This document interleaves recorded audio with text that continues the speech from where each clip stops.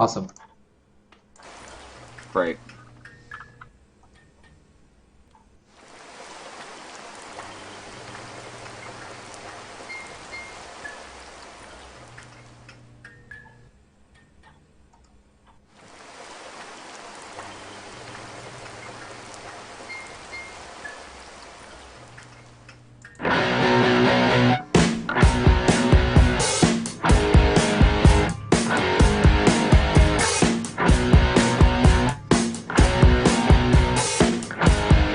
We're living on a disk, floating through space, with a tiny sun.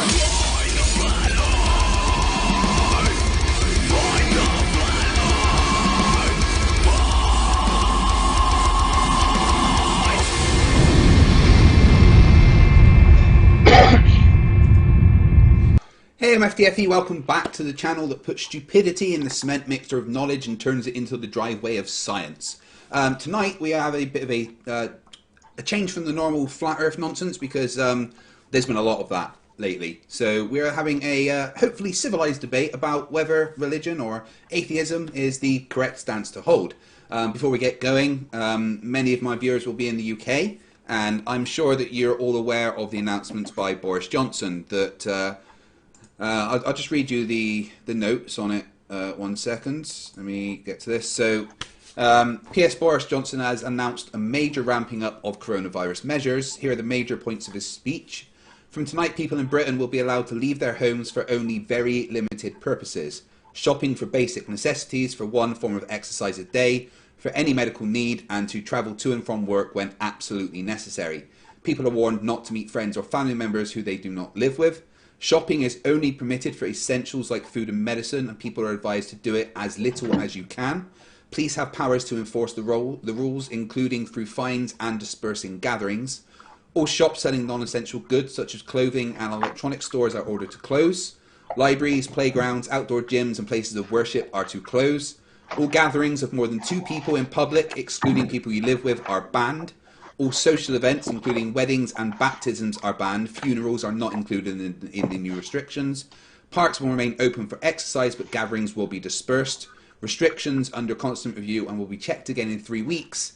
They will then be relaxed if the evidence shows we are able to. So it is serious now, guys. And if you haven't been taking it serious up to this point, then this is the point to take it serious. Because these measures are there to help us.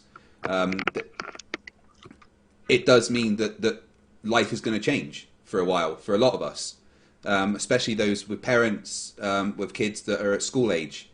It's going to be a long time before the kids are back at school, and you have to, take the burden of education upon yourself now. It's going to be a massive change in everyone's life, and just stay safe, follow the restrictions, and we'll get through this on the other side, because we always win. And if we work together and do as we're told, we're going to get through this. But on that, we're going to introduce the debaters. Welcome to the channel for the first time, J.L. Warren. How are you doing this evening, sir?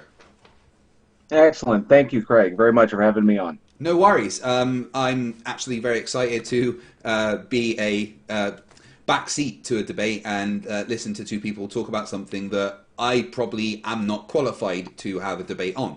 So thank you for reaching out for me about doing this, and thank you very much. So let's our debater tonight is Sonny Stephen coming back. Sonny is a flat earther. We've had on a few times, but tonight that isn't the topic of conversation.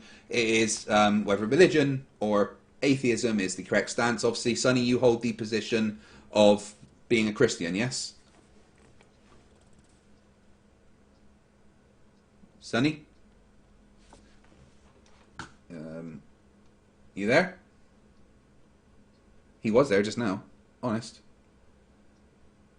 Let me see where he's gone.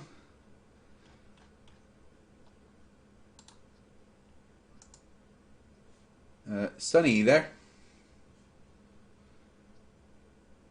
Wow. I mean, I could... Maybe if we pray, he'll show up. Yeah, he was literally there in the background just now, whilst we were having that conversation. I could hear his clock ticking, but now he seems to have disappeared. Oh well. that puts a dampener on things. Let's go back to J.L. Warren and have a chat with him instead. While we wait for Sonny to come back. Let me just message him.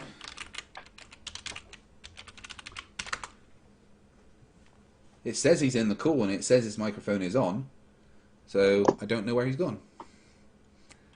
Yeah, I see him there. Not mine this time. But all right, so why don't we just start with you are here to hold the position that you are an atheist, correct? And religion isn't yes. Right, great. So why don't you just go through your opening argument on why you hold that position? Okay. Well, I guess I can just run through my opening statement. So yes, my name is J.L. Warren. I'm the creator and co-host of Week in Horror podcast, and I am an atheist. I first heard Sonny's arguments when he appeared with Fight to debate the notion of the flat Earth, and several times in those conversations, Sonny cited several religious concepts and claims, and when I recognized that his flat Earth position was rooted in his personal truths of religion, I felt that a conversation regarding the foundations of his belief was necessary. So I hope over the course of the conversation between Sonny and I that we can do our best to, I'd like to steer away from, the deeply subjective waters of philosophy and spirituality and remain firm-footed in the realm of evidence, the scientific method and objective truths. I argue that atheism in this day and age, at this point in the extent of our knowledge of reality in the universe, is, in the narrowest sense, the only objectively true position to hold. Atheism does not address the unfalsifiable notion of a God, but it rejects the claim on the basis of a lack of evidence. We approach the great questions from an empirical and objectively supported approach, and we do not reach to extraordinary claims to answer questions. I'm hoping my goal is to address some fundamentals. The problem of and dangerous results of faith-based systems, religion's reduction of personal and societal freedom, and the recipe for disaster of fear-based morality, which is something I heard Sonny mention the last time he spoke with you, and that really kind of struck me. I also want to ensure that a complete understanding that religion is rooted in our very earliest and most ignorant attempts to understand the world and the patterns that we saw in it, us being pattern-seeking creatures, and that we have, over the past 100,000 years, through scientific exploration of our world, we've come to the conclusion that primordial and superstitious pattern explanation has no place in determining truth. Okay, that will make sense to me. Sonny is there, but all of a sudden his mic isn't working. So he's refreshing his browser to see if we can actually get his side of the argument, because he could hear us, but we just couldn't hear him for some reason. Now he's having issues logging in. Flat Earthers and technology, I know this isn't about Flat Earth, but... yeah, so... this isn't my debate, but my position is that because of Steve, I'm an agnostic atheist, because I don't believe that there is a God, but I could never disprove it. I don't think anyone else could disprove it. It's not really something that is provable in any way. But whether there's a God or not, I don't see the need for a God. It doesn't help us understand or explain the universe. And on the question of, a lot of religion, I feel special because we have a creator, but I feel special because the trillions upon trillions of little consequences, accidental things that have happened for me to be a thing. I think that makes me special. It is objectively. It is that's another major thing that I really want to touch on, is that when they talk about the infinitesimal possibility, the odds of this happening, of this planet happening in such a specific way. The amino acids coming together to create, our DNA and self-replicating, or the self-replicating genes. The problem that I have with that is that we have a sample size of 1, and the sample size is Earth. And given the infinite nature, not saying that the universe is infinite, but given the infinite mathematical nature of the universe, there are a million pieces that have to fall into place in order for this to happen. And if one of them is out of line, then it cannot happen. But given the infinite nature of the universe, it's mathematically certain that it can happen again. It probably will happen again, but it probably won't happen in our lifetimes, or in a way that we could ever detect it. is the Yeah. whole big thing. So, but since we're operating on a sample size of Can you hear me? one, Oh, we can there we only go, say Sonny. it's happened once. Hey, there's the Okay. man. Yay! Don't know what Hey, happened there. I'll just stick to my webcam because I don't know what's going on with my mic. Sorry about that. That's okay. Right, Okay, let me... can you see me here on the stream? Yeah, just turn my webcam on, I guess. Yep, okay, I'll take the picture off that's there. Yeah, perfect. Thanks. All right, so, yeah, welcome back to the channel, Sonny. No problem. Pleasure to be here. Today isn't about the topic of flat Earth. I still think that I can change your mind on that. So today is about the whether religion or atheism is the correct stance to hold. You obviously hold the stance that you are a Christian, correct? Yes, yes, I do. Yeah. Well, why don't you just take a few minutes then to explain to everybody why you hold that stance? Yeah, so getting back to what I was saying, what I started to say anyway, was, well, I've been a Christian my entire life. I did have a period where I became an atheist. So I definitely see that side of the world, or the world viewpoint as well. And I did a lot of research into that, and I found that, I did some diving deeper of my own, like my own spiritual journey. I didn't necessarily just become a Christian again. I just, went into spirituality in general. Like, I dabbled in Buddhism and Hinduism. Hinduism, I was surrounded by Hindus because I'm, originally from India, predominantly Hindu country. So as I was going through that phase, I came across a lot of, interesting videos online, let's just say. Some of them involving the, stuff like poltergeist activities. I'm sure everybody's seen a few, and, I'll leave it to you if you think it's real or not. But they certainly had a very deep influence in me, because as an atheist, I was 100% materialist. Like, there's only the material world, there's nothing else. And when you die, you just become dissolved into nothing. And then I did some more research into science, and I'm sure all of you would agree that energy can neither be created nor destroyed. And I guess I went from there, and then I looked into more, spirituality. I got into astral projection, which I encourage everybody to do. There's plenty of binaural beats out there on YouTube that you can use to have your out-of-body experience. So anyway, that's been my journey. And eventually now I'm more like, the minute I knew that there was a spiritual side to life, that's when I got lured back into Christianity. Obviously there's some kind of a game between God and the devil going on right here in this earth realm. The greatest trick the devil ever pulled was convincing the world that he didn't exist. So that's when I came across Anton LaVey and Satanism, and how much it was connected with atheism, and it's quite bizarre. So that really got me back into Christianity, and I still have a lot of respect for other religions. Nothing but love for anybody that wants to follow the truth, the path to God. So that's why I'm here. Hello? Yep, sorry, I have myself muted. Oh. Excellent. So did you hear J.L. Warren's opening statement? I heard bits and pieces of it. I was just scrambling to fix things up, but if you could just summarize it. Yeah, J.L., do you mind just going back over briefly what you said Sorry again? about that. Yeah, absolutely. I can touch on that. Yeah. So we'll just go like this. I'm arguing that atheism in this day and age is pretty much, to the extent of our knowledge of a reality universe, is the only objectively true position to hold. And during the course of this, I want to address the problem of and dangerous results of faith-based systems, religion's reduction of personal and societal freedom, and the recipe for disaster that is fear-based morality. I'm more than happy to go into other areas, like if you wanted to talk about, if you wanted to go into how we know certain things, our epistemology, and of course our approach to science.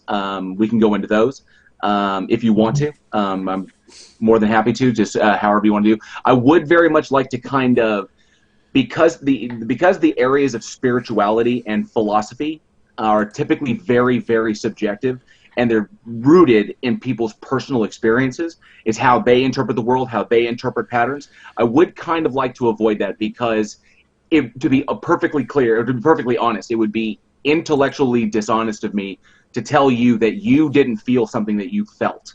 Okay, that you didn't feel something or you didn't experience something, and I don't want to do that. So, if we can avoid those kind of subjective areas, it would be, I think, it would be a more fruitful discussion. That way, we don't get lost in the miasma of just, like, oh, well, I interpret it this way, or I see it this way, or that's just patterns, or anything of that nature. So, okay, that sounds great. Okay, so you two can just start the conversation wherever you like. Like I said, I'm just going to be a passive observer. I don't expect I'll have to jump in, but so, Stunny, would you like to ask J.L. Warren a question, and we can just let it go from there? Yeah. So I'm assuming that you're by atheist. Well, there are two types of atheists that I've found. There's the ones that are spiritual, believe it or not, but they just don't believe in God. And then there's the complete materialist that, nothing spiritual. When you die, that's it. Game over. There is no God, obviously, and everything is just... so which type are you? Like, would you categorize yourself into? Okay, well, I refer to myself blatant just as an atheist. Now, you can make the argument for agnostic atheism because we simply don't know. There are many things that we don't know. I prefer atheism because, in the sense that, because God is an unfalsifiable concept. Even if there was a God, it is not somebody that I would worship. It is not something that I would lay myself in front of. Just given the information and evidence that we have regarding that being. So I refer to myself as an atheist, and I base that on the rejection of the claim, because there's no evidence to support a deity or a creator figure or anything of that nature. Okay. Now, if you mind, I have one. Yeah, sure. I have one quick question for you though, if it's okay. No. Yeah, go ahead. So you were born into Christianity, correct? Yes. Okay, so you were born. Your parents indoctrinated you into Christianity, and you said you went atheism. You found atheism, or you deconverted to atheism for a while. Yes. Correct, and then you came back to Christianity. Yes. Okay.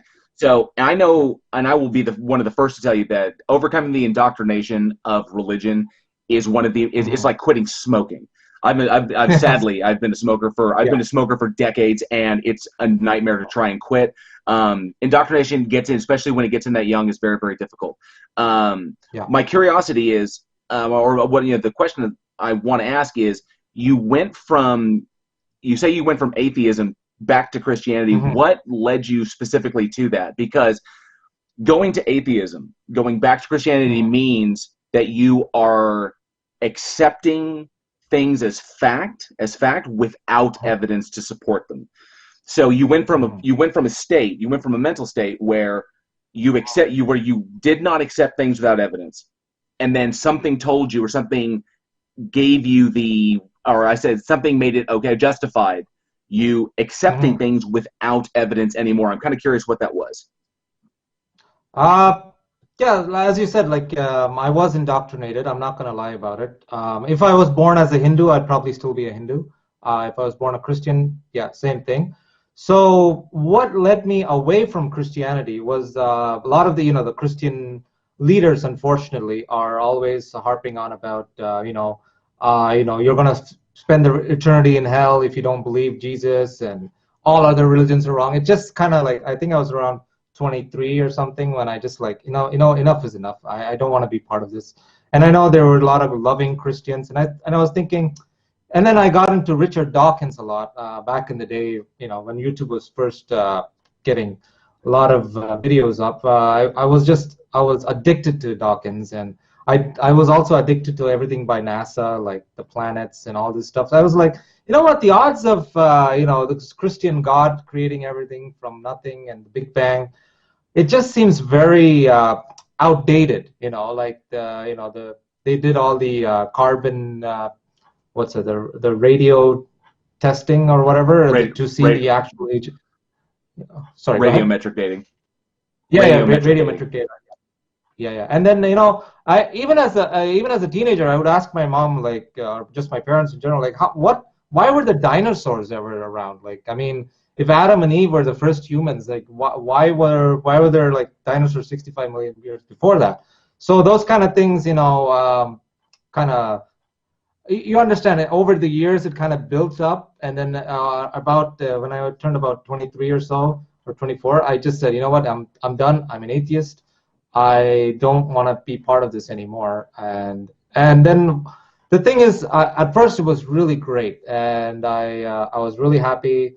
But it's kind of a short-lived happiness, because once you go into that cult, then you see how people are. Well, as I said, like I did some more research into atheism, and I found the origins of atheism was not really that great. With Anton LaVey, openly saying that Satanism is actually based on atheism, like they go kind of hand in hand. He didn't believe in God. Yeah. Well, two seconds on that. Yeah. So I don't mean to interrupt. To correct on that is Anton Standish LaVey, the father of the modern Satanist temple.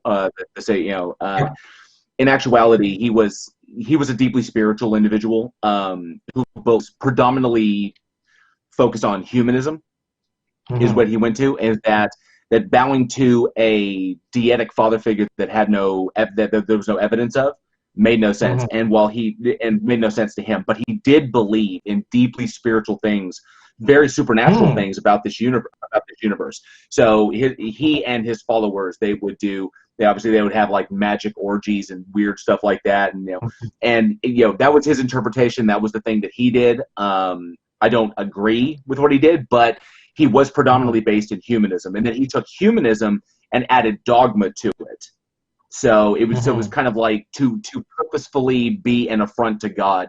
But many people, if you read, I've read the books on him by the people that knew him, is that you could almost consider him an early troll, okay? Where in actuality he loved gadflying. He loved being the thorn in the side. He loved the spectacle as much as he loved being a hedonist.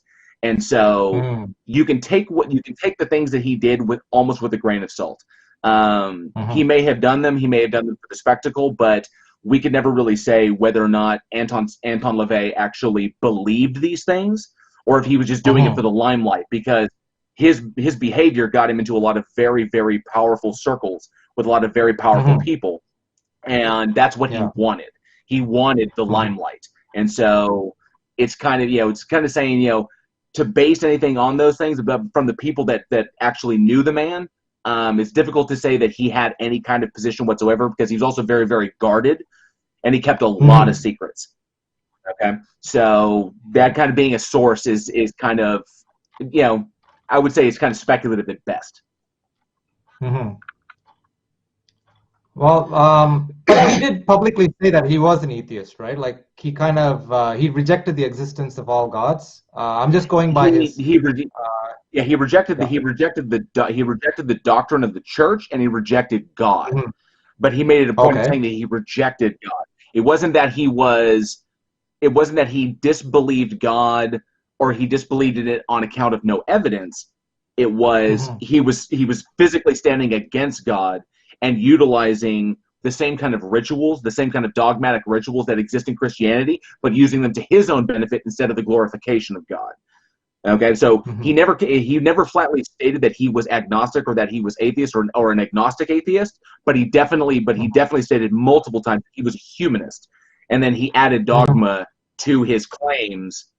And either way, because of his natural secrecy, because of the limelight that he sought, because he wanted to be famous, he wanted to be around rich people, we don't know. We can't say with any degree of certainty, with a reasonable degree of certainty, what his actual motivations were. The man, literally, I can tell you, would have said anything to anyone if it got a rise out of them, because he loved getting. He was a troll. He was he literally was. He trolled the Catholic Church. Okay, that was, we could say that he was doing that and using it as justification to really, fuck a lot of people. That's pretty much what he was, because he was a horny bastard. So basically, he's doing anything for attention, right? So pretty much, he's kind of like he wasn't kind of like a modern day celebrity. You see that freaking hat that he wore during his? Oh yeah, the man was a glutton for attention. Yes. He absolutely was. Even the pictures of him when he was in full garb, the dude absolutely wanted attention for everything he was doing. So, citing him as a source, I don't think is the best. That's why I would never cite him, because it's so speculative and very little about him deeply personally, because everything personal about him he kept in his bed chambers. So, and we really can't say that for any certainty if he was trolling or if he was being legit. Okay, we just kind of know the legacy that he left. So. So yeah, it's like a modern day celebrity, kind of like I'm sure you've seen all those celebrities doing all those devil symbols, like oh, I sold my soul for fame.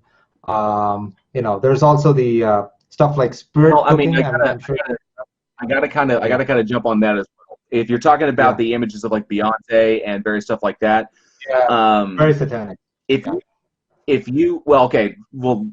I actually have friends in the Satanic Temple.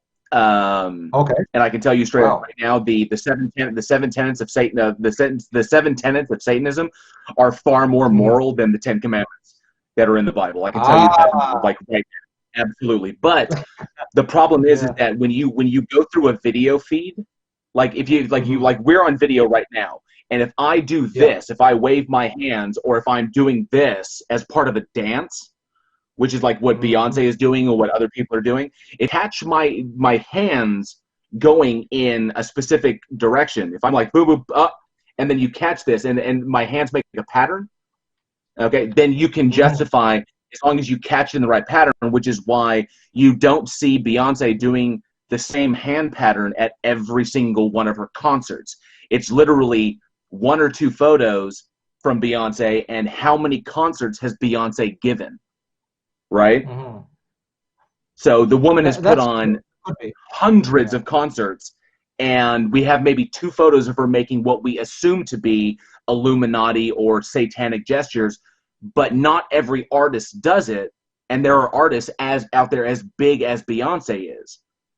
Okay? And so when you have what these are individuals on the internet looking to perpetuate certain like urban legends, and they are pattern seeking is what they're doing. They're actually looking for patterns. That's one of the topics that we can address is human beings' predilection towards finding patterns.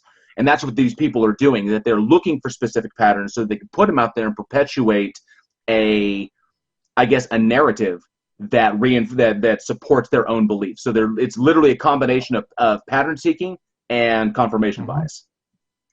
Well, speaking of Beyonce, since we're on that topic, I do agree that sometimes, with the video you can capture certain things, and if you slow it down or you just take a, screenshot of it, you can, make people do almost anything you want. But there are photos, though, actual still photos. I'm just trying to send this to F. Craig if he can. Yeah, sure. Like, photo. Sure. Like, she has the Illuminati. What's it called? The triangle. And this is a photo. This is not something that was captured by mistake, and it was taken. There's a lot of photos in different angles, so clearly there is something going on. And also, like I mentioned, Lady Gaga. Yeah, go ahead. You're talking about when she was going like this, when she was when she was doing this. Yeah. It's however it was like that. Yeah. And I've heard, but this is not. Yeah, I can't say with any degree of certainty that's what that is. But I have heard people. I have seen and heard from people doing the exact same thing and saying that it means the Holy Trinity. That's true. I mean, there's something going on. Let's just say, it may be. I can't speak to Beyonce's religion. I've never spoken with her. I've never met her, but it's interesting because I'm looking at her hands, and she's got 2 fingers up, 2 fingers down, and then her whole hand up forward. So there's all kinds of things that we can interpret from this. I don't know if she is literally just like she just finished a song. Okay, she could have had her hands up. She could be bringing them down. There's so very little you can tell from a photo unless somebody tells you what you should be interpreting. Then they anchor you to that belief. And then if you want to see it, you will see it. Is wrong. Because all I see right now because ugly, all I see is a singer holding a microphone and bringing and having her hands mostly up in her face. Okay. Because I get it. Yeah. just by virtue of the angle, we can kind of see a triangle, but we may not see that from another angle. So we can't objectively say that that's specifically what Beyonce was doing. So stuff like that. Remember, and that's one thing I wanted to jump on is that, and one thing that seemed to kind of swing by you one time was that, okay, human beings. Okay, humans have been around for, modern Homo sapiens. We've been around for, there's arguments on the debate, but probably around 250,000 years, about 250,000 years. But we shared this earth with 8 other cousins, 8 other humans that were around us. Okay, we weren't the only ones. It wasn't just like modern humans. So we actually had like 8 other cousins that shared this planet with us. And we just happened to be the random gene mutation that happened to survive. Everyone else, all the other ones died out. But we actually interbred with them. You can find their DNA in our genome. But the one thing that kept us alive was our brains were extremely adept at sussing out or at recognizing patterns. Okay? Now, 100,000 years ago, when we're hiding from cave lions and cave bears and fighting for survival and hoping not to get picked off by giant eagles, okay, we were utilizing that pattern-seeking ability from from our evolved brain in order to survive better. So Homo sapiens, us, have some of the best pattern-seeking ability. We're not even the best, though. There are some animals out there that are better than we are. But we use that pattern-seeking ability to survive in an extraordinarily hostile world and on a planet that killed off our 8 other cousins, our 8 other human cousins, the Neanderthals, the Floriensis, Rhododiensis. There's so many. The Erectus, the Denisovans, the Red Deer people, the Naledi, the Luzanessis. All these humans, these were humans of varying developments. They all died off except for us. We were lighter. We were faster. We moved better. We digested food better. We made better use of our brains. We saw patterns better. We were more societally gathered. And the problem is that now we're in modern society. Okay, we have all the modern comforts, but those pattern-seeking abilities did not just disappear because we don't have them anymore. So now we see more patterns in all the chaos, and we try to derive those patterns, and that is where we get religion. Is that religion and gods and mysticism and superstition and all these deities and everything, those are the results of human beings trying to ascertain meaning out of the patterns that they were seeing. So religion is actually the end result of our pattern-seeking ability being utilized in our most ignorant time frame. Okay, when we knew so little about the planet. We didn't know about gravity. We didn't know about space. We didn't know we didn't know why there were earthquakes. We didn't know why volcanoes erupted. We didn't understand why sometimes birds were here and so why sometimes they left, when it got cold. We didn't understand these things. And we didn't move much, okay, by comparison. And, at the time that these things formed, we were pretty much in a centralized location. So the world wasn't very big to us. Okay, it pretty much went from coast to coast, and that's what we thought the world was. And so we derive explanations. We try to suss out, why does this do this? Why does this mean this? And we make up our own answers because there were no answers at the time until scientific, observation, hypothesis, experimentation, and theory finally gave us the answers that we have. Okay, so basically you're saying that in evolution we have this innate ability to recognize certain patterns and certain symbols even when they're not there. Careful on that. We have the ability. We have the ability to recognize patterns, and then we typically, through confirmation bias, ascribe meaning to those patterns. That's the purpose of the scientific method, is to remove that confirmation bias, to remove all bias, to ensure that our own pattern-seeking ability is not interfering in the work that we're doing, in the exploration that we're doing. So we want to make sure that we're not affecting, we're not seeing what we want to see. That's why we have peer review. Okay, that's why we have falsification, is to ensure that our confirmation bias is not affecting our results. Okay, so getting back to that, that it's not that she's only doing that one. There's a lot of pop stars that were also caught in very bizarre, extremely evil-looking rituals. For example, Lady Gaga was dealing with a lot with I don't know if you know Marina Abramovic or something, with the spirit cooking. So it seems a lot of these celebrities do. Yeah, but do you know this for a fact? Yeah, I do have like photos. No. I shared a photo with. No, Sonny, don't lose me on this. Do you know this for a fact? Okay. Were you there? Did you observe it, or did you read someone else's interpretation of it? No. There are videos of Marina Abramovic, actual videos on YouTube where she explains. What was the video? What was the video titled? But what was the video titled? Is the problem? Yeah. So basically, it's spirit cooking with Lady Gaga. Spirit cooking.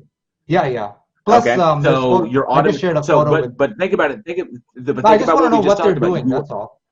Yeah. But you're now currently anchored to that because you saw the title. The title has now anchored you to that video. What if you saw that video and there was no title? Okay, so somebody obviously put that title. Explain the video. Yeah. Okay. The video is just a video. I just want you to explain cooking. No. I hope Craig can share this photo. It's not just cooking. It's something more sinister. Yeah, go ahead. If you email it maybe, sorry. Yeah, I just emailed it to you. Okay. But how do you know it's sinister? Are you ascribing something sinister to it, or I don't know. I'm asking you to, because you said that you have friends in the. No, listen. You said that you have some friends in the Satanic Temple or something like that. Maybe you can explain it further. What they're So first of all, I find that very interesting. That you just tried to disconnect atheism and Satanism, but yet you have Satanic friends. Friends who follow Satanism. I have friends that are. I have friends that are. No, I have friends that are Christian. I have friends that are members of the Satanic Temple. I have friends that are atheists. I have friends that are. I have friends across the board. My problem is not with religion in general. My problem is with this looks like an art piece.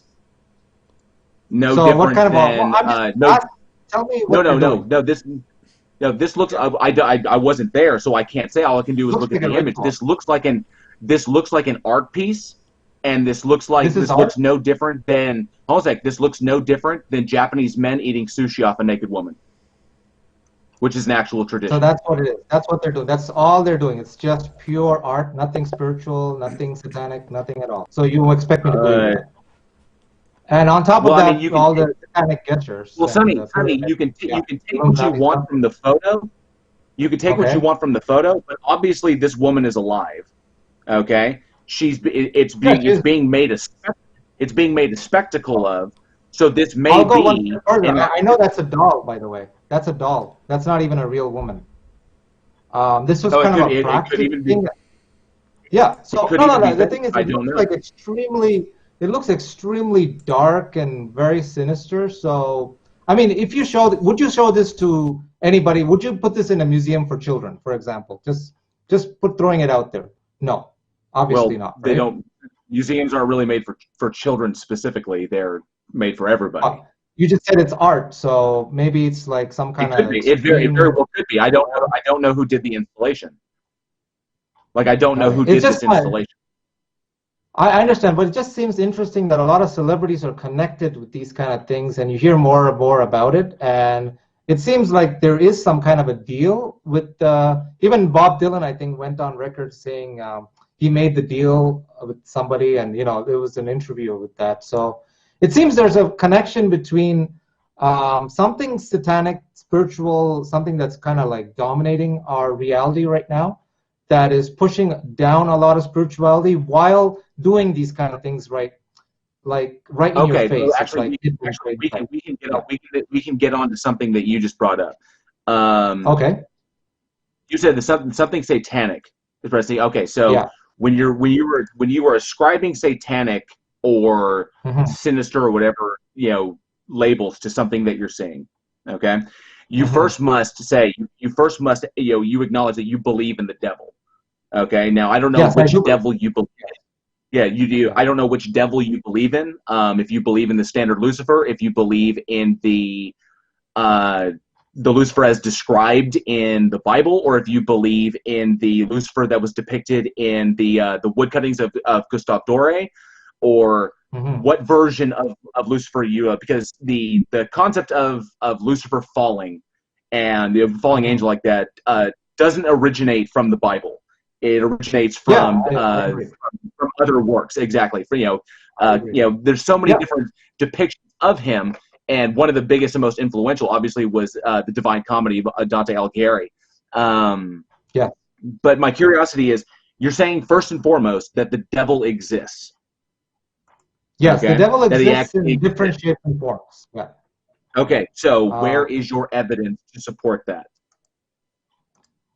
like I said, this is a spiritual war, right? So obviously, And that's there's the devil is not going to be able. that's the Yeah. problem.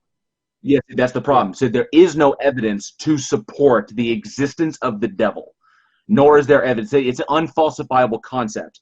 We can say that we see it. We Hmm. can say that we don't. We can interpret patterns that may look scary.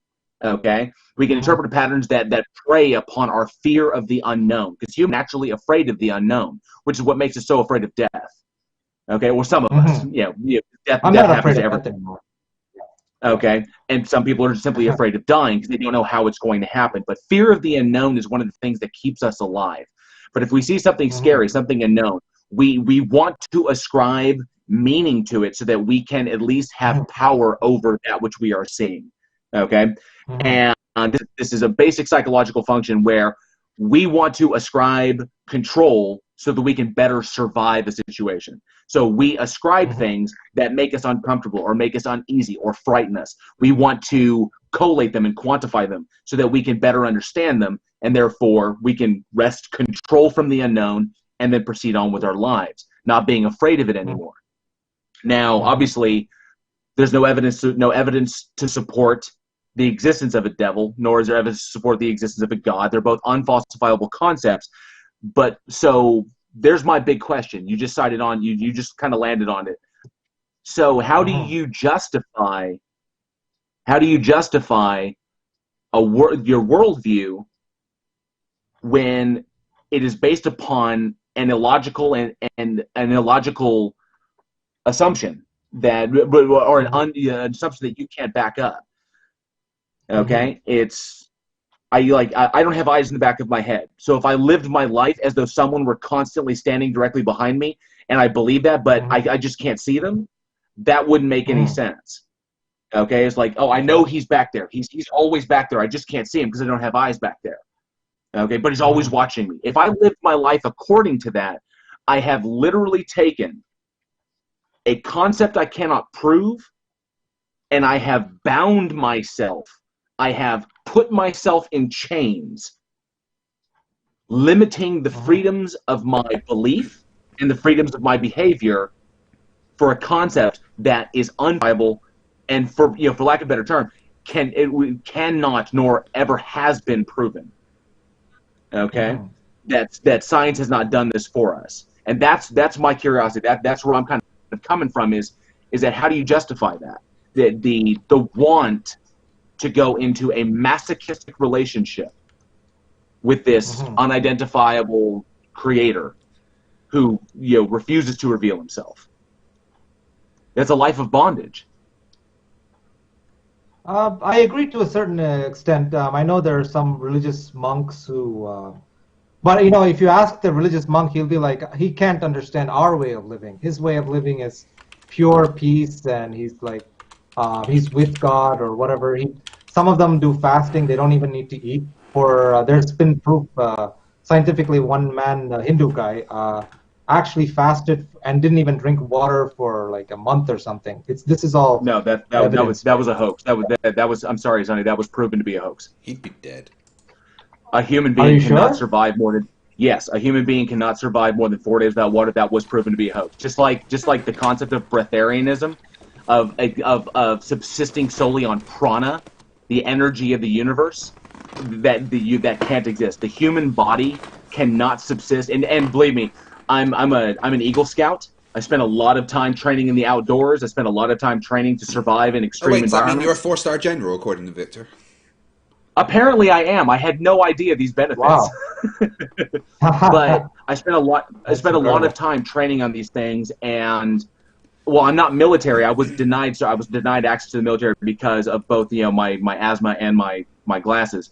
The problem was is that I know the limitations of the human body, and we've seen that some of these people make these claims. They make these claims that they can do these things, and they have had doctors literally intervene to keep them from killing themselves because they're holding on to this belief so strongly.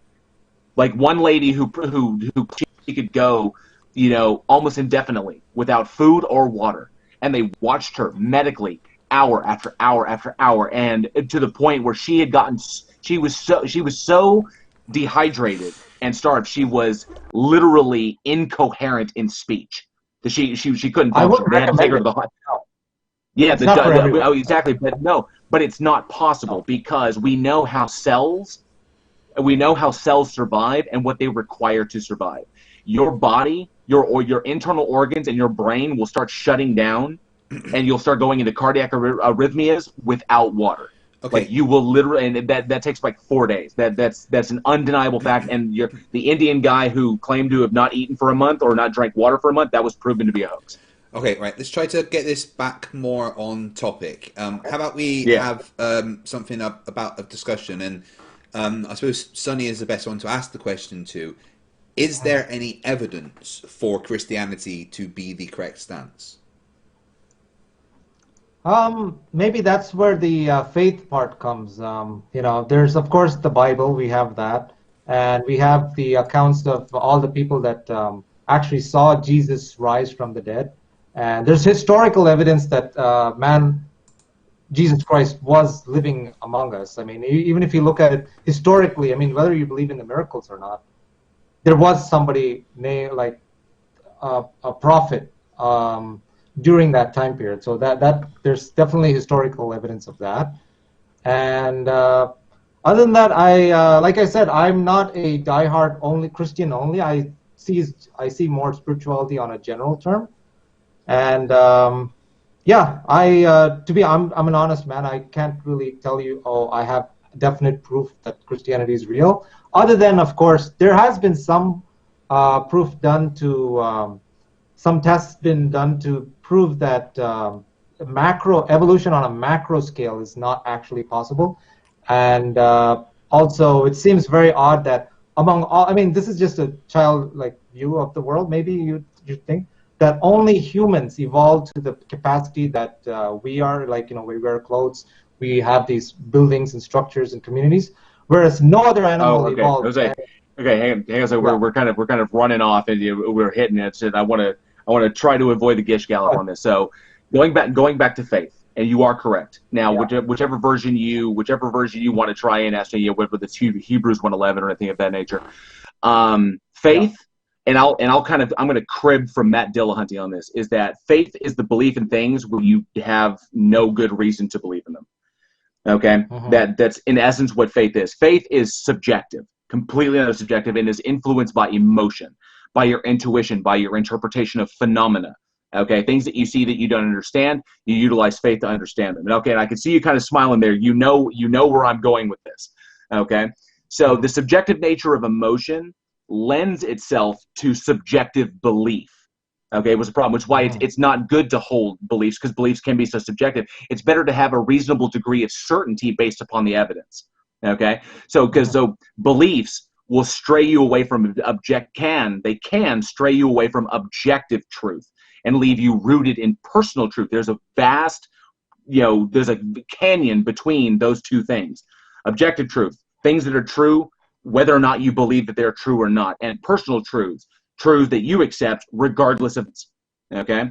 And so we want to ensure that we open the door, we close the door to behavioral and emotional manipulation and control, because that's what faith does.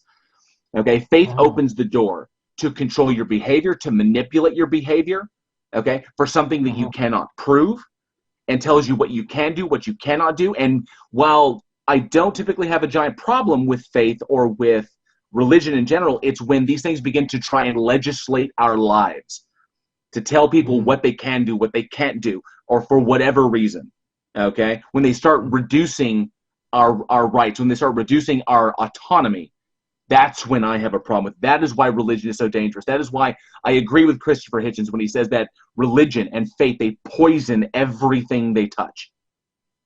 Okay? Wow. Because they prey upon the gullible. They prey upon the scared. They prey upon the fear of the unknown. Instead of attempting to explain through scientific observation, through scientific method, they just give these wild explanations. There's a sky fairy, and he will give you sky cake if you believe a certain thing. And if you don't believe a certain thing, he's going to send you to this fiery place for all eternity. Okay? Even though he gave you free will to choose between the two, but he's going to set the stage against you. This logically makes no sense. Okay? That's the problem. It's not an intellectually honest position to have.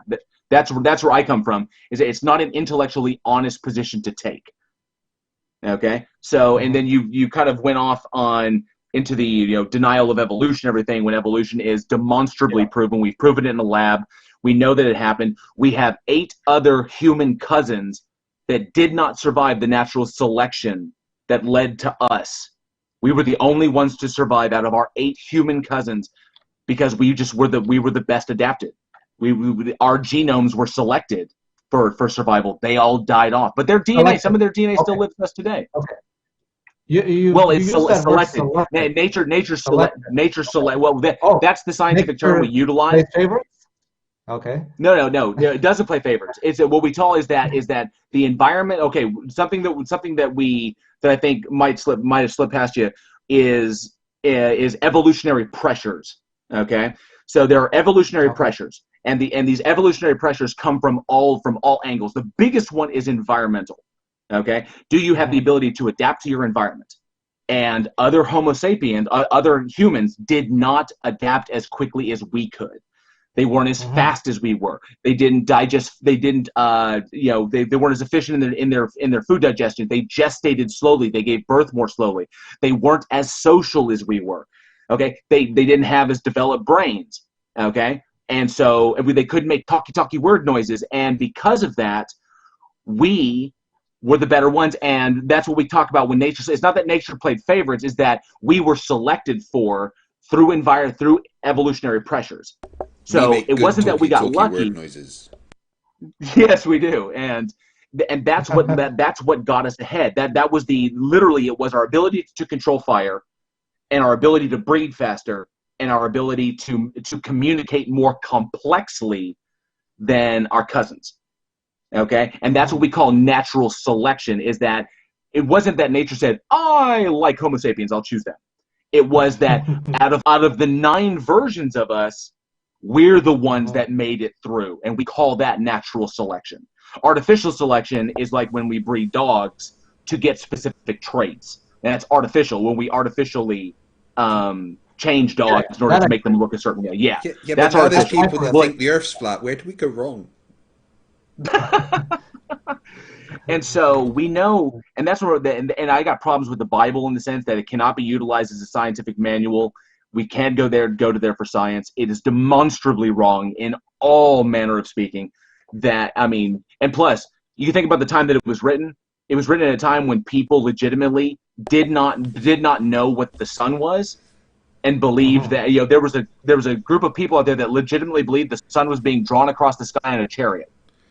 Do you have any response, Sonny, to the statement that the Bible is factually incorrect? I know there's a lot of verses in the Bible that don't make sense, especially when we look at it from 2020. But there's also like you said, you were talking about evolution. It's just I find it an incredible coincidence that only one survived. Like you said, there's like 8 different ones. I guess there's some. Yeah, we had 8 cousins. Mm-hmm. I find it very incredible coincidence that. And how long ago did this happen? Like the cousins were all weeded out. Like okay, I'm not an evolutionary biologist, but if my memory serves correctly, and please chat correct me if I'm wrong in this. But I believe that Neanderthals went extinct roughly 150,000 years ago, maybe 100,000 years ago, and Floriensis were the ones that went extinct before them. And slowly but surely, some of the earliest ones, some of the earliest ones, they went extinct before we even showed up. Okay, so this was a long process that took millions of years, millions upon millions of years, and imagine all the generations of humans that could exist within those millions of years. When a generation, typically the lifespan back then, in those early, it was probably around 20, maybe 23 years old. You were an old man, so people were breeding like rabbits, and the more breeding you do, just like viruses. The more breeding you do, the more chances for random genetic mutation. Sometimes those mutations lead to death. They don't work. Sometimes those mutations are beneficial, like our ability to process meat better, or our ability to process cooked meat better and to derive nutrition from it, which is one of the advantages that we have as Homo sapiens, and that our brain can subsist off that nutrition. It happens, but it takes a long time to happen. And very, very slowly, in incremental changes, boom, boom, boom, boom, boom, over millions of years. I think our oldest hominid ancestor is like 2 million years old. Over that time, we slowly get small changes. Okay, we get the way our hips sit, the way our spine sits, the way our skull sits upon our head, our brain case, all of these things, tiny little changes that, as those ones were selected for, and those genes kept repeating over and over and over again, and those ones were the ones that survived and passed their genes on, then we get a repetition, so on and so forth. So again, you're using that word. Yeah, go ahead. Sorry. No, go ahead. You're right.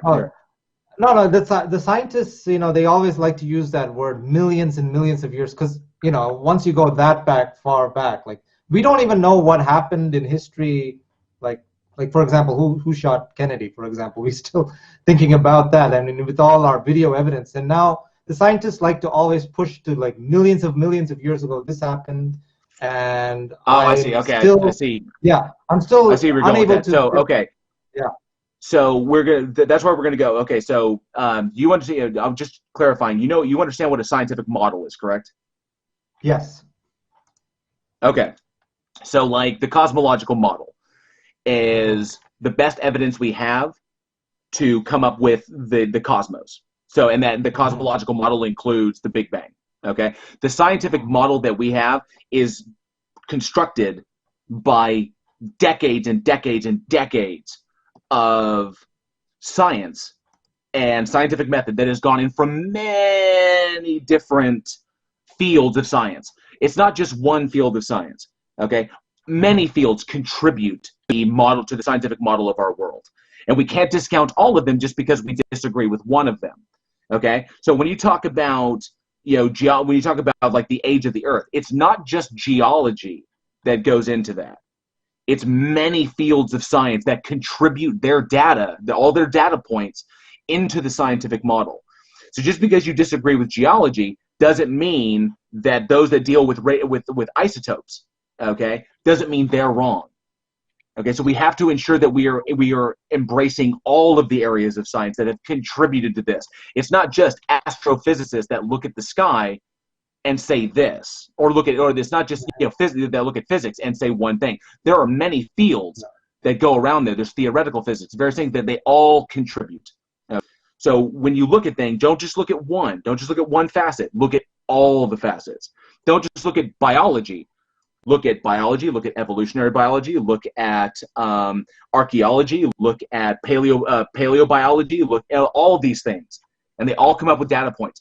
All of these data points together are how we form our scientific model, and our scientific model is how we know the age of the Earth. It's how we know it's how we found the KY or the KY line that was the extinction, that marked the extinction event of the dinosaurs. Okay? It is how we know that the Yucatan was struck by a meteor, and that's what triggered global climatic change that eventually resulted in the death of the dinosaurs and the rise of mammals. Okay? And led us to have this conversation today. So, this world, this planet, there are so many forms of life. 98.9% of all species of life on this planet are dead. So thinking that this little puddle is perfect for us, the water, like it was built just for us, it was not. Okay? Trillions of species had to die in order for us to get our opportunity. And we've only been here for 250,000 years as modern Homo sapiens, like 250,000 years. That's it. The dinosaurs had 165 million years, and eventually nature selected them for extinction, and they're gone. Okay? And now we are doing artificial selection on animals around us, polar bears, lions, and elephants, and rhinos. Okay, eventually nature will select for us as well. Whether or not we can survive that or not is a question for, for another time. But presupposing that it was all built for us by a creator, presupposing that it was designed for us simply because we have adapted so well to it, that's a presuppositional statement.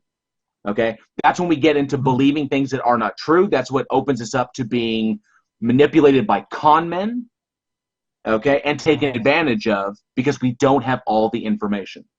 The best thing you can ever do, the strongest thing you could ever say is, I don't know.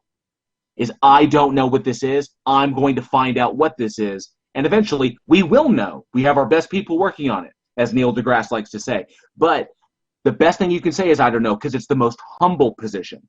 It's the strongest position because it opens the door for learning. When you say, yeah, God, boom, it's God, then you have ceased all ability to learn further. About 12 minutes, guys, and then we're going to be going on to Q&A. You say, boom, that's where you're going. That's what I'm hoping to get across to you. Where did the boom start from? Like, okay, you say you go back to the whole Big Bang, and there can't be a creation without a creator. I'm sure you've heard of that argument a lot. So we don't know that. We don't know. Yeah, that's true. We don't know. So that we don't know could be God. Or it could be, your nature, like specifically selecting, this species should go forward. The rest can just die out. So there is some kind of consciousness. Much. Yeah. So we could both believe in a different type of God. No, you can suppose that there might be a consciousness, but there's no evidence of that consciousness. Okay. The evidence is all we've around measured. You think about it. No, there's evidence of nature acting in the ways that nature. No, the fact that we're here is that we, amongst all species of our brethren, are the luckiest. That's all that is. That nature selected. That nature selected for us. That's it. Mm-hmm. That's all we know is that nature selected for Homo sapiens, and we were allowed the opportunity to dominate this planet, just like the dinosaurs were allowed to dominate the planet during their time. The nature selected them for extinction. Yes. Okay. Yeah, we explained this. This was explained. I explained this, that it's not nature choosing. We use the term because we made it through. It's like we survived. That's the selection. It's natural selection. It doesn't occur with any agency. Okay? It's just selection. That's all it is. It's just that we happen to be the survivors. That's it. So getting also on top of that evolution thing. So you, since you believe evolution, do you think that dogs, for example, came from wolves? Is that your scientific model? That would it suggest yes, that? All dogs that currently exist today share all canids that exist today share a common ancestor that can be traced back, and then those common ancestors share. Breaking evidence now. Yeah. Sorry. Do you know that there's breaking evidence now that new genetic research overturns the whole? Long time people have thought that dogs just evolved from the gray wolf, but actually new genetic research says it's not the case. Actually, have you done research into that? See, a scientific model getting new evidence every day. So maybe You are correct. going in You're the absolutely direction of correct. God. Yeah, yeah. You're So absolutely we're correct. learning, And there right? may So, be yeah, there may be yeah, new evidence that comes into it, and when yeah, new evidence comes in and passes muster, then we will yeah. accept that into the worldview and do that. And the minute that happens I for hope God, so. then that will adjust. But it has not happened yet. So we cannot, going back to it, we cannot base our worldview upon something that there is no proof for, because then we are led down paths that we should not go down, where we start, and it leads to the darkest realms, where we have the Crusades. We have people murdering each other in the name of what they believe. Oh, I agree. Okay? I agree. You take, but okay, now, just doing a thought experiment. You take God out Okay. of all of that. You take God out of all of that. Then it literally just comes down to the wars we have or the wars for resources. But as we've survived to this Resources. point, we don't need to fight. We don't need to fight for resources anymore. So what do we have to fight over? Exactly. Mhm. Okay. The whole point is Yeah. we want to be intellectually honest with our position. I agree. And I agree. claiming we have an answer when there's no evidence to support our answer is not intellectually honest. So atheism, or even agnostic atheism, if it makes you feel better, is the only intellectually honest position to have. That's it. Okay, so I agree. Like, there's a lot of bad things that were done in the name of God. I wish they didn't happen, but we can't travel back in time. Mostly it was done for the king or whatever's own greed. Greed is the real root cause, and so I wanted to ask you though, do you think that evil exists in this world? Like, do you think that there are some people that are truly evil and working with a nefarious plan to take over, or is it all just greed and manipulation? Or what are your thoughts on that? No, I believe evil. No, I don't. Good and evil, or it's good and bad. Let's say good and bad. Okay, good and bad are terms that we use to describe behaviors that either promote or detract from society as a whole. Okay, so if I murder somebody, this is why I kind of want to avoid philosophy, because this is an area of infinite regress. So if I kill somebody, it's bad. But if I kill somebody to save another person, is it good or is it bad? If I kill somebody to save 10 people, is it good or is it bad? Okay, but this is infinite regress. That's why I didn't want to stumble down this rabbit hole. Good and evil, from my perspective and the way I see them, there is no good and evil in the world. They are terms that we utilize as humans to describe behaviors that either contribute to society or deduct from society. Okay, that either have negative consequence or positive consequence. Okay, now I'm not a causality, or I'm not really a prescriber to causality theory, but I mean, I understand causality in that respect, but there really is just actions, and then the consequences of those actions, we determine the action is good or bad by the consequence. Okay, so I'll give you that. Some people are, for the greater good. Some people might be doing a lot of, like for Stalin, for example, he got rid of religion, and he thought he was doing a lot of stuff for the greater good of Russia, when in fact he was killing millions and millions of people. So yes, he's it's true. Bad example for an atheist. It's true, but it's true. But on the flip side of that coin, he did kill millions of people. The Soviet Union did suffer through multiple famines, but he forced the Soviet nation from an agrarian society to an industrial society and made them into a world power. Okay, so there's two halves of that coin.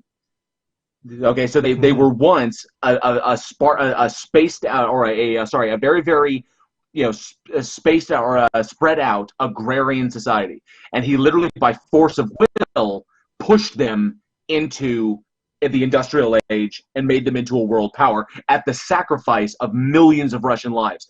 So but they wouldn't be who they are today without Stalin. So maybe this is why it's subjective. It's like that you can't say it's you can't. We can say that the deaths were bad. We can say that Russia, coming into the industrial age and becoming a world power, that was good for them. Okay, because now they have infrastructure. Now they have the things that the industrialized age brought them because of that. But then again, on the converse, America did it too, and many people died because of that. So it can be done without it can. It can. Yes. Now, but like I said, but the reason this species has survived is because we know that, well, okay, we know that empathy and the ability to empathize is directly tied to brain states. Okay, we have people who have suffered TBIs. We probably have some military veterans. Thank you for your service in the chat who know friends who have suffered TBIs, and their personalities have dramatically changed. We know that empathy is tied to brain states. Okay, some people are genetically more predispositioned to empathize better than others.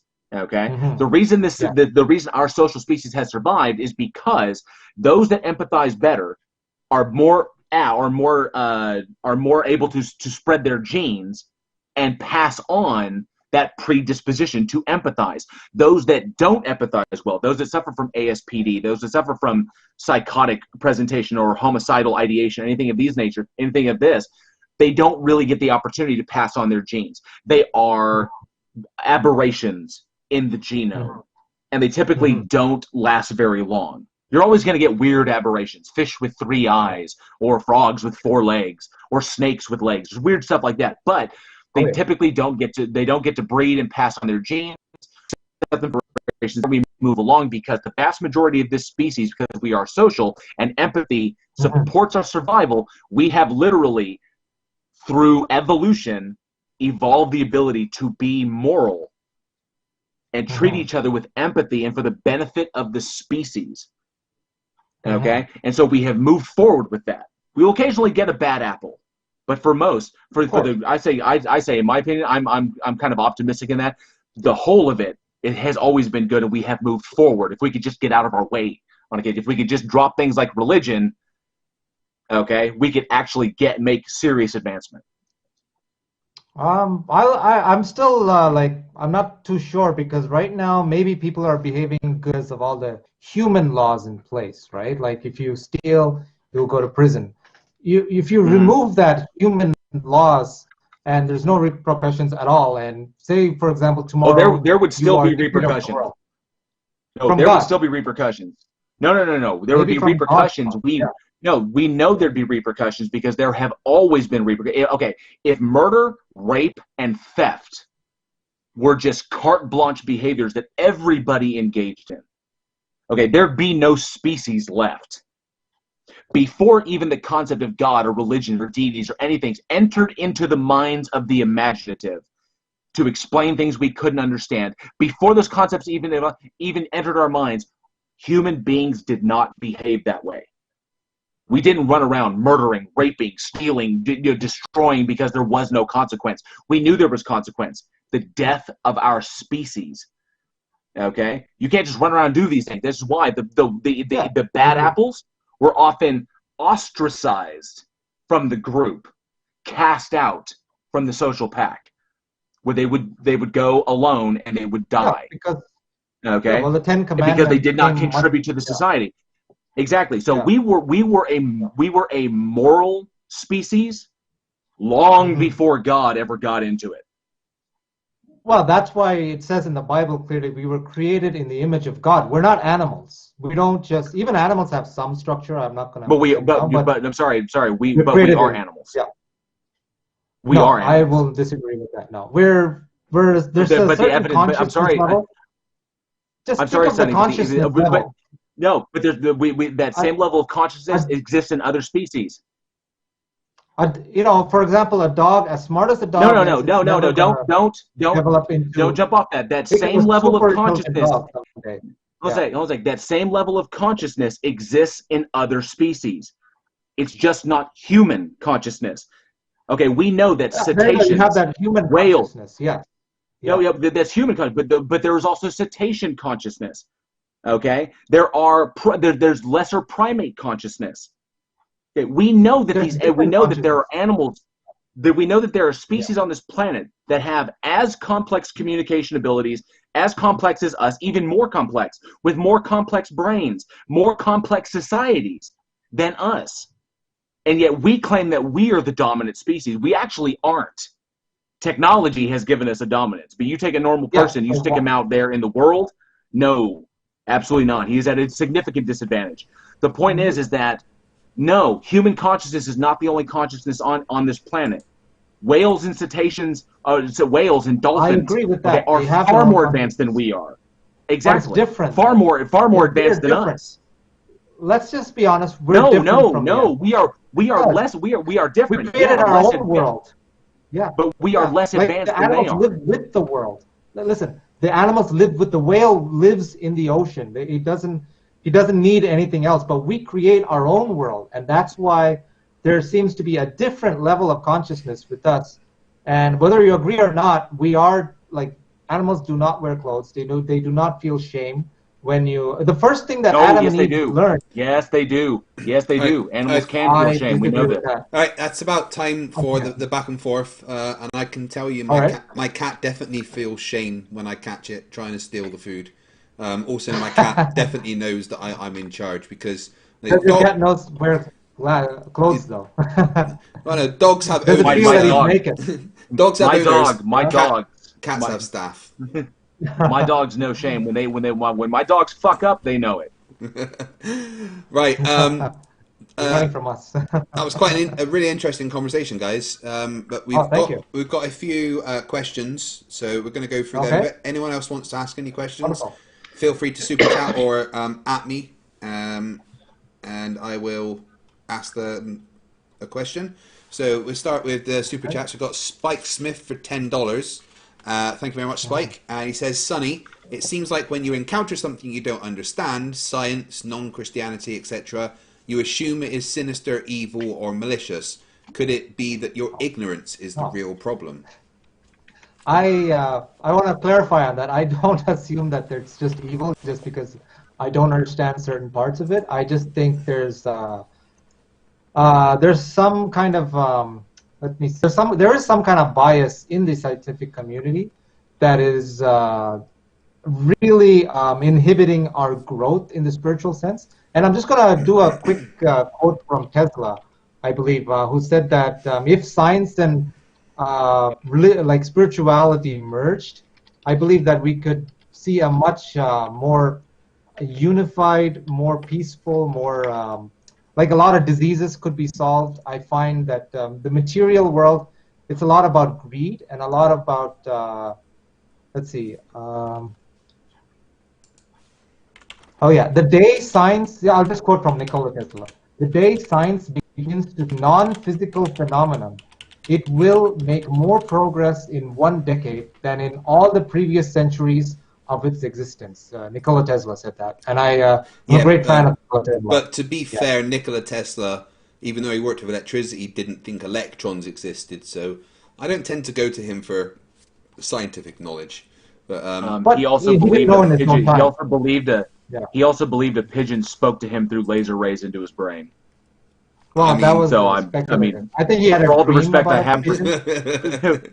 For all the respect I he had a have dream for about it, Nikola yeah. Tesla, he talks to Right. pigeons. We'll just say that.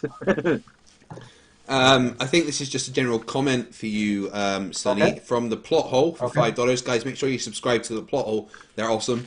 Dylan said a lot of stuff to misdirect people. He's a trickster, but not in the way you think. Not the best source for your argument. Do you agree with that? Was that- They were talking about the... you two were having the conversation about the person that was writing about religion, and JL was basically saying that he was just trolling people. Oh, Anton Anton Standish LaVey? LaVey. Oh, Yeah. okay, okay. LaVey. Okay. Sonny, his last name is LaVey. Yeah, there you go. Right. Yeah, I think he was definitely doing a lot of it for attention. Maybe that he was doing some kind of spiritual rituals, like the what I showed, the spirit cooking. I don't know what it is. I don't know. Maybe you could explain that better because you have friends in the Satanic Temple. Maybe you know what they're actually doing. Hell Satan. Yeah. I could ask them. I could show them that picture. And see what they say. I would bet money that they'd probably say that looks like something crazy and artsy that Lady Gaga is doing because the girl once wore a meat suit onto stage in front of she everybody. cray-cray. So she does weird stuff. Yes. Yes, and as like Anton LaVey, LaVey. like Anton LaVey, she goes for spectacle. She goes for the look. That's what she wants. Okay, so attribute to that what you will. Okay. Nuga, it's not really a question, but it says for $1.99, better to reign in hell than serve in heaven. Yeah, heaven don't want me because I'm too evil, and hell don't want me because I'll take over. So, That's where all my friends will be. yeah, I mean, I don't believe in eternal hell, by the way. They'll have the cool stuff, right? Fair enough. Yeah. Draco Fire. I believe in heaven, not a hell. Yeah. Draco Fire for $5 says, Sonny, we have already asked this before, but where is the positive evidence for God's existence? Historical or anecdotal evidence is not valid. Well, you've already wiped out historical and anecdotal. So, I don't know how to, I'll just go through my own journey, how I went from atheist to become a spiritual and go back to Christianity. I just saw a lot of videos online and unexplainable phenomenons. Like I'm sure you've all, like I mentioned before, like just Google poltergeist activities. That was a great thing, and it actually happened to me in my own real life, where I just woke up in the middle of the night and a bowl just moved by itself like that, and I was like, my God, what? I wish I had my camera here. This is incredible. So. There is something in the spiritual realm going on, and it's all very subjective. I'll give you that. Some people, they capture it on film, and of course, all of you might claim it's editing, but at the end of the day, we're not here forever, so it's good to do your own research. Even if it is subjective, there is a lot of military training in astral projection. I want you to all Google this if you have a chance. Like they literally did military training on military soldiers to go out of their body and hit certain targets, and these are all proven experiments, by the way. And like I said, do your own research. And I'm not going to say if there is a God or not. I can't definitely say that, but I do know from my own experience that spirituality is real. Sorry, I hope that wasn't too long. I mean, I wouldn't want to do a deep dive into the CIA experiments that were MK Ultra and the weirdness that, and the fact that they dose people with LSD without them knowing it and stuff like that. But there's a reason it was shut down. It's because it yielded the MK Ultra experiments and stuff of that nature yielded no consistent results that could be, I guess, that could be depended upon, whether it was remote viewing or the men who stare at goats or anything weird like that. None of it could be verified, and anything that actually happened that yielded positive results was, circumstantial. Well, I'm sorry, it was coincidental at best. So it's like Nina Kalaga with the frog. Yeah. Like you keep asking for evidence, and then when people do actually, like actual scientists do these experiments, you just say it's nullified, like one word. Oh, like, no. These we are ask for evidence. No. We ask for evidence, and what they present is not evidence. That's the problem. Is that I ask for evidence. You present a sheet of paper or a photo. I ask for more information to clarify, and then all of a sudden everybody gets butthurt about it. That's the problem. Is that a sheet of paper is not evidence. Okay, anybody can write down on a sheet of paper. When we ask for demonstrable, verifiable evidence that we can test, that I can pass on to Craig. Craig can do his own test. He can falsify my findings or whatever in that respect. This is the process that we go through. And any time there is a claim of supernatural ability or supernatural occurrence or anything of this nature, it always fails in the face of scientific testing. Always. That James Randi's $1 million prize remained unclaimed. Doesn't exist anymore, by the way. Yeah. I know. He shut it down. But hundreds of people went after that thing. Hundreds of people went after that thing. There was a lot never claimed. Well, that's a different subject. But that was under a lot of clauses that most people nobody would agree with, and a lot of it was held back, and it's been closed. Please never use that argument again. It's been closed for over 10 years now. Now with the advent of YouTube and all kinds of poltergeist videos being uploaded, people have more access to information now. So it seems that it coincided exactly as James Randi closed it down. The evidence of DMT. Sonny, I'm sorry to jump in there.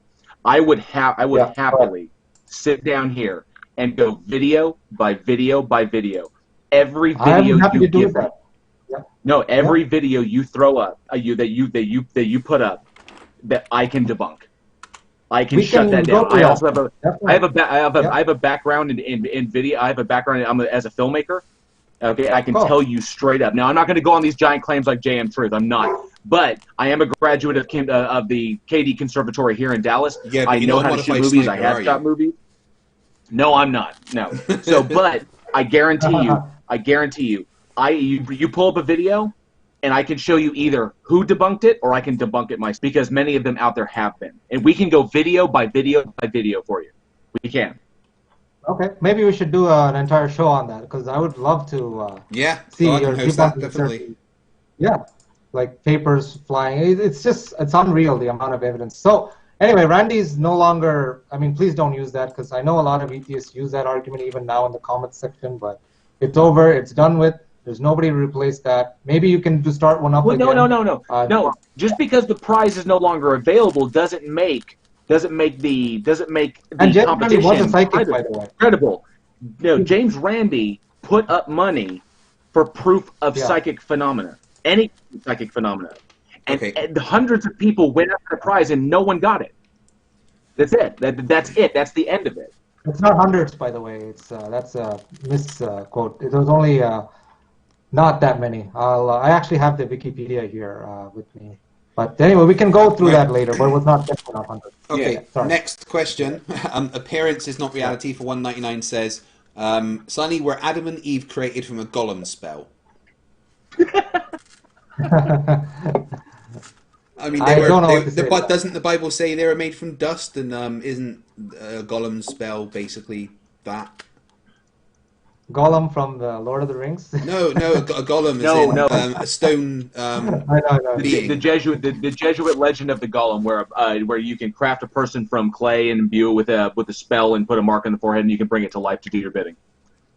I mean, like I said, the Bible, a lot of it is poetic, so maybe he was just trying to explain something so that we can understand. We can't understand the mind of God. I mean, that's like a cat trying to. No, I debated the mind of understand God. He just kept saying the word orthogonal over and over. That was terrible. Okay. That's high IQ shit right there. Yeah. Bitwise79 for $5 says, no, Sonny, we separated religion and science for a reason. They hold each other back. Do you agree with that?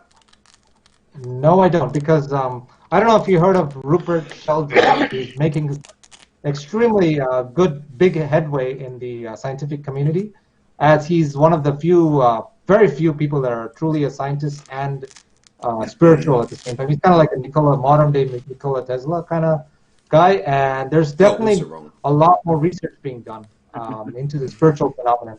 And religion, I think science also has become a little bit of a religion because there's a lot of, bias going on. Yeah. No, I mean, like, sorry, Sonny, I gotta jump on that. You saying science is a religion, that is absolutely untrue. We have no structures. Yeah, we have no deities. We have no Professor Dave. I know that everybody in the audience saw Professor Dave's debate with Ken Hovind. No, science is not a religion. It is absolutely not. We don't have beliefs. We have reasonable degrees of certainty. And we have scientific models that we are constantly updating as new evidence is presented. Okay, that's what we do, and we constantly adjust to that. But science is not a religion. I gotta hold you to that, dude, because doing that is it's one of the worst kinds of arguments. Okay, I'm not versed enough, and I don't know if that's what kind of fallacy that is. Yeah, there is censorship what? in the scientific community. Censorship in the scientific community. I have no doubt. Like, that there has been. I know, but the fact that something exists, is not proof of a grander thing. The reality is, science is not a religion. Science is a process by which we understand the world. Done. Moving on to the next one. John Watson for £10 says, thank you very much, John Watson. The threat of hell and the promise of heaven is not morality. Humanity collectively and individually knows right from wrong without the need for a deity. Sonny, do you agree with that? I do agree to the extent the threat of hell. Maybe that's a bit harsh. I always thought it was. That's one of the reasons I left Christianity. Forever and ever, heaven and hell. That makes no sense. I believed more in reincarnation from the Hindu scriptures. So whether, back to your question, whether humanity collectively and individually knows right from wrong, that's up for debate. I think many people are good by nature, but for example, if all the laws were removed tomorrow, I don't know what percentage of humans would just go up, start, killing and taking all the stuff they want. So maybe God was needed initially, anyway, with the Ten Commandments and everything, just to put us on the right track, and then we sort of take care of ourselves from that point on. We coincide the Ten Commandments with the human laws, like for example, thou shalt not kill. Of course, in human laws, you shouldn't commit murder, unless it's of course abortion. What about the first three? What's that? What about the first three commandments? We can go over them if you want. No, we don't need to go over them. No, I'm just saying Okay. you said we base the commandments on the laws of man, but what's with the first three of them? Because the 7 tenets of Satanism are far superior in morality than the 10 commandments themselves. So you're saying Satanism is in fact better than the Christian religion? Is that where you're going with this? As far as its dogma goes, yes. I don't agree. I don't follow their dogma, but from a moral standpoint for humanity, yeah, absolutely, it is more moral than both the 10 commandments and the Bible and anything in it. Absolutely, it is. I find it very fascinating. Again, you're kind of like coming in a roundabout way. You're going from atheism to Satanism, which is kind of what I opened on. I'm saying that Satanism holds that the Satanic Temple holds a morally superior stance than Christianity does. That's what I'm saying. Isn't it do as thou will? Isn't that their isn't that their code? Do as thou will. No. Like, don't care about anything else. No, absolutely not. The 7 tenets are very, very simple. Strive to act with compassion and empathy. Struggle for justice is ongoing and necessary pursuit that should prevail over laws and institutions. One's body is inviolable, subject to one's own will. The freedoms of others should be respected, including the freedom to offend. Belief should conform to one's best scientific understanding of the world. People are fallible. If one makes a mistake, one should do one's best to rectify it and resolve any harm. Every tenet is a guiding principle designed to inspire nobility in action and thought. The spirit of compassion, wisdom, and justice should always prevail over the written or spoken word. Those are the 7 tenets of the Satanic Temple. I'm in. I find that quite fascinating. I would love to see a link of that if possible. Maybe we can arrange that. Oh, absolutely. Just to the Satanic Temple. The SatanicTemple.com. Yeah. SatanicTemple.com. Wow. That's it. Easy. Yeah, that's it. Hail Like Satan. I said, I don't know. Right. Okay. I Next. don't know much Hail about Sagan. it, but I'll do more research. I'll do more research. Yeah, definitely. I'm Look into it. Do your own research. Yeah. Sorry. Okay. Next We'll do question that. from Fred Knotts. Sonny says, Yeah. slavery is still practiced, so do you think the slave owners view themselves as evil? Slave owners. I know the Bible mention you should treat your slaves really well or something like that. Doesn't the Bible say that you can stone your slave? Yeah. Oh, I don't know about that. It also says to obey. It also says for slaves to obey their masters, even the cruel ones. Guys, remember, this is why I left Christianity, because I know there's a lot of very. You're right, and you made the right move. You made the right move. Come back to rationality. Here's the thing, though. That I still support spirituality 100%. Like, whatever religion you are. It's Yeah, good. but here's my question to you then. Do you think that the realm of spirituality belongs exclusively to the realm of religion? Or can you have you have spirituality without religion? I'm one of the few that think you can have spirituality without religion, as long as you don't. The reason religion was there was to put some people together. Like, okay, we all believe in spirituality. Let's worship together in this place, and I think that's how religion kind of started, right? It stems from spirituality. Take your money and control your behavior. And obviously there was hierarchy there, and then the Pope and all that nonsense started to happen. But you need religion just to make sure that people follow a set of rules. Like keep Sunday, for worship, so that you kind of take time off from work, so you don't get overworked, right? So yeah, I definitely think there's some benefit of religion in that way. Okay, What are your cool. thoughts? Um, Okay. I don't think that spirituality needs religion personally. Okay. I agree with you, Craig. I do. Okay, so the One next can question. one it would Sorry, go on. I would say one can meditate. One Yeah. can Yeah. find I one agree. center. One can take focuses like any of this, anything to Yeah. strengthen your, if you want to use the term oneness, in that Mm-hmm. spiritual term. I'm all for Yeah. that. Things that Good. regulate your stress, things that calm you down, things that allow you to Yeah. see the world objectively and without bias, to calm oneself down. I am all for these things. It's when these I'm things glad you are. once these things become indoctrinated, and people start following them with dogma, and they start telling people what they can and cannot do. That's where it ends. That's religion. But I agree with Craig. He has a very, very Yeah. good point that yes, spirituality and religion can be separate. That you can't have one without the other. Okay, Okay. cool. Right, Yeah. Colorado Biker Prepper says, for both of you, are either of your beliefs grounded on epistemology or a condition of your social indoctrination and conditioning? Yeah, you want to go with that one, JL? Well, epistemology being concerning the theory of knowledge. From a philosophical standpoint, I consider myself an empiricist, and then I move on. But then I quickly recognize that my empirical senses are very, very lacking, and so I utilize tools in order to further my understanding and to ensure that what I'm observing is correct. So I would say I come from a very empirical and from an empirical foundation, moving on to the scientific, and then onto objective truth.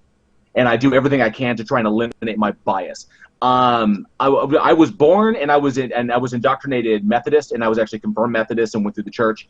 Wow. And it was just the inconsistencies in religion led me to study theology, and then the inconsistencies in other things led me to just consider spirituality. And then I realized I was kind of deluding myself, and then went on to simply atheism and objective reality. Okay, what about you, Okay. Sonny? I believe it or not, I am very empirical. Like, I like to see things with my own eyes. I take video footage very seriously. So I'm not going to be one of those people who just sees some poltergeist activity and say, that's probably been done with some software. Oh, James Randi, he debunked everything, when he hasn't even been doing it for like 10 years now. And he doesn't have hundreds of that. So yeah, I'm very empirical for sure. I take my observation very seriously, and I know what things that I see that are real. I've had my own out-of-body experiences, thanks to, again, astral projection, which you can YouTube, and you can find all kinds of amazing binaural beats. So, and of course, I do Deprivation of my oxygen. own. Sorry. Yeah, I'm sorry. I was riffing on that. We know that the majority of Uh-huh. the out of body experiences occur from oxygen deprivation. Yeah, it could be DMT that's being produced in our body. And DMT is another fascinating, although I wouldn't encourage anybody to do any drugs, but there are scientific evidence behind I want to do DMT. DMT. Yes, go I for encourage it. anybody to do it once. Yeah. Just do it once. Oh, you've done it before? Just for the Okay, cool. DMT? Yes. Yes, absolutely. Wow. And it's amazing So what it these can do. And there's a reason that our brains produce it right before the moment of death. Yeah. Exactly. So maybe there's a connection Yeah. between afterlife and DMT. Let's just put it No, out I there. would say there's a okay? connection. There's a connection between DMT and the hallucinations we experience as our brain begins to malfunction and die. Okay, There's because a think of book the called brain as an organic. You think of the brain as an organic computer that needs fat, sugar, and oxygen to survive. When you start depleting those things from the brain, the brain, like a computer, begins to kind of like defragment. Okay, it begins to fall apart. Okay, and then when that happens, you see weird shit. As brain cells die, you see crazy stuff. I can attest to that personally, and that is what is happening when you're dying. You're losing oxygen. Your blood supply is running low. You're no longer getting the nutrition that your brain needs. Your cells start to die. You start experiencing very weird shit. Okay? And that is what we attribute to, and then DMT floods your brain and makes it even weirder. So yeah, there are some like accounts of people like going out of their body and actually seeing the surgeons and what they were doing, and this is all like also, I guess it's still like their own subjective reality, but there is more and more compelling evidence that life does exist after death. And I mean, personally, I mean, you can see for yourself. I mean, try it out. That's what I always tell the audience. Like, don't take anybody else's word. Try it out for yourself, and if that gets you to God or spiritual, that's great. And I will attribute it. I will add to that. Please don't suffocate yourself. You No, die. don't do that. Yeah. And don't do that. We don't need to get close enough to do DMT. You can get it from your local dealer. Or you can just do meditation. Not at the moment. They're all locked down. They're all stuck in their houses.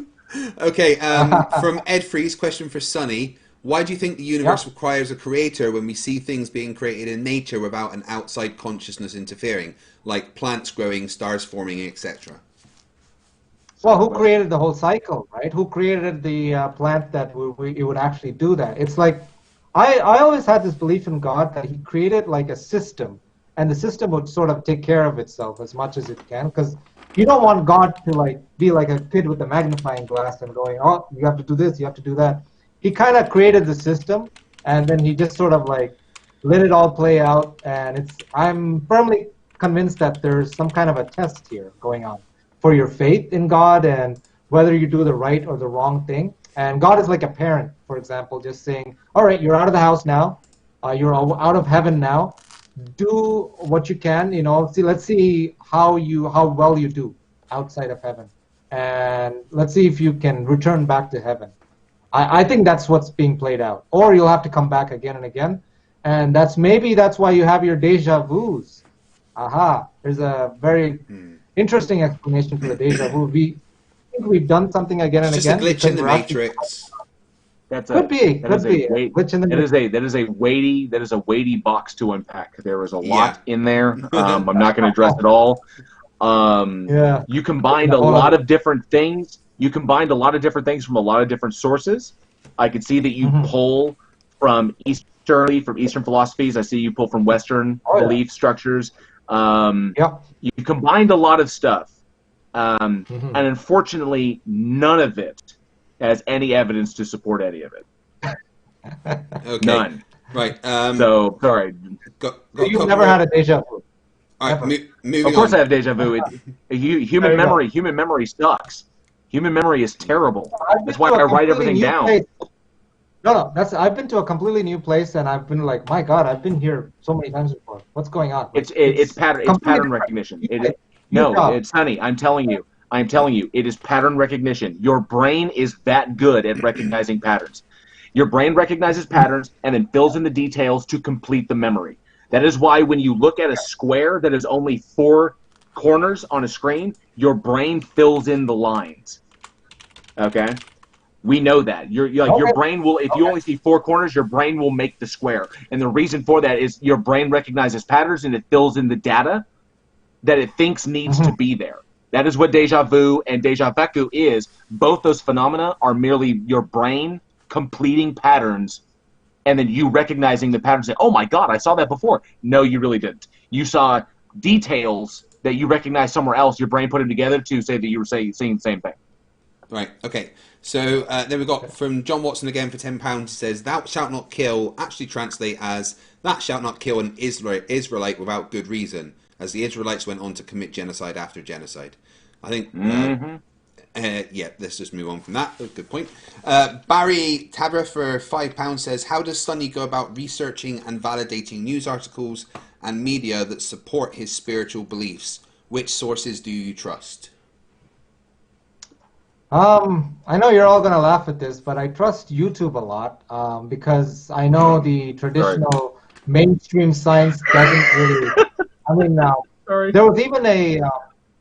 there was even a banned TED Talk by the Rupert Sheldrake, called the Science Solution, where he was bringing up legitimate questions about the varying speeds of light and all these things that he conclusively proved. and the scientific community just, just wouldn't hear from it. And so, yeah, So I do you a lot trust of YouTube? Cool. like I said, I trust video footage a lot. We know the speed of light varies depending upon the medium in which it's moving through. Yeah, but there's a fascinating. I would like you if you could both No. watch this. The speed of light is constant, but we know that it changes depending upon the medium in which it's moving through. If it's moving through an atmosphere, moving through a vacuum, moving through water, moving through anything else. We know that, moving through mass, the speed of light varies depending upon the medium in which it moves. That's it. Yeah. That's more it. evidence. Like, there used to be a thought that it was constant, but people are discovering new things. That's what I'm trying to tell you about. Even spirituality, we're discovering new things. No, when they say it's constant, they talk about it in a vacuum. The speed of light in a vacuum is constant. Yeah. But anyway, that's the constant rate. Moving on, we've got one more question from Concord327. Thank you very much for $2. Sunny, are you a fan of Sai Baba, famed guru wooist? Ooh. I Sai know Baba? that Sai Baba, the original one was. It's kind of like the Pope kind of thing, where it's like one Sai Baba overtakes another one. The latest one that died recently, unfortunately, was a lot of weird things were going around him. But like I said, you just take the good from them. There's one very, very beautiful quote by him. It says, "Love all, serve all, help ever, hurt never." I mean, regardless like you're a of fan. what you think. Yeah, I am. I do like that quote. I just live by that quote. I mean, even if the guy's not perfect, all humans are infallible. We are all sinners, and so yeah, I just take the good. Hey, Sonny, if I can interject real quick, that quote you said from this gentleman, repeat that again, just real quick. Love all, serve all, help ever, hurt never. Yeah. That is okay. That right there, that right there is morally has a better moral standing than all of Christianity. Ooh. As a spirit, I would say, I'd say run with that. That's why I said run with that. If you need a personal doctrine for your behavior, run with that. That was morally, that had a better moral standing than all of Christianity itself. Start from there and go from there. For me, drop the dogma. I go with I get it from Pokemon, because Mewtwo once said it's not the circumstances of your birth that are important, but what you do with the gift of life. So yeah, Mewtwo is my moral compass. So that's going to be it. Yeah, that's going to be it for tonight, guys. I appreciate you all watching. Your super chats mean the world. Make sure that you leave a like and subscribe and share and everything. Just before we go, we're going to go over again the PM's announcement earlier on today. I'm going to read the notes from it. Obviously, this coronavirus stuff is getting crazy, and so the UK has had to put in extreme measures. So here are the major points from Boris Johnson's speech. From tonight, people in Britain will be allowed to leave their homes for only very limited purposes. Shopping for basic necessities, for one form of exercise a day, like going for a run, or cycling, but not in groups, but you can go out with family members to do that. And to travel to and from work when absolutely necessary. That means only key workers.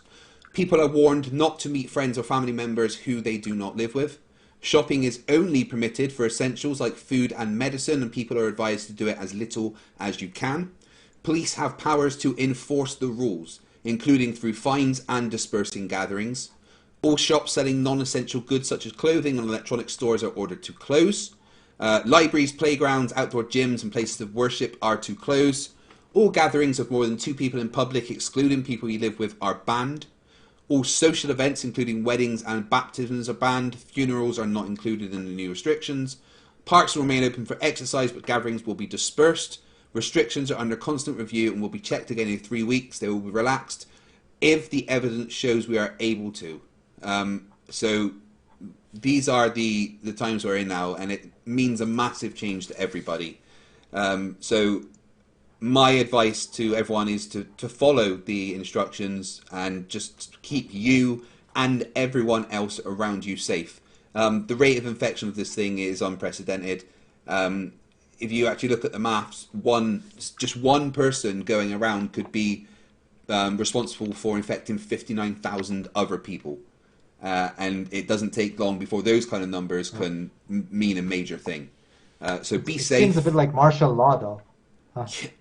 It's what's needed at the moment, and if people don't do it, then they need to be forced, because otherwise we're not going to get through this, and it could be really bad. But if we all follow the advice and do as we're told, everything will be fine. We're going to be doing a bit of gaming on Team Skeptic's gaming channel soon, so come over and hang out with us for a little bit while we get killed a lot in Call of Duty. Speaking of which, I want to throw out a big thank you to Skeptic. He's the one who kind of opened the door, who graciously opened the door for me into this community. I owe him that. So a big thank you to Team Skeptic for letting my voice in. So I appreciate that. Awesome. Great guy. I hope he's feeling better. Yes, so do I. Yes, I'm glad he is. I want to say thank you to both you guys for coming and having a decent discussion today. It's been great. No problem. And as always, remember, guys, that stupidity is not a right. Fight the flat earth. Fight the flat. Fight the flat. Fight the flat.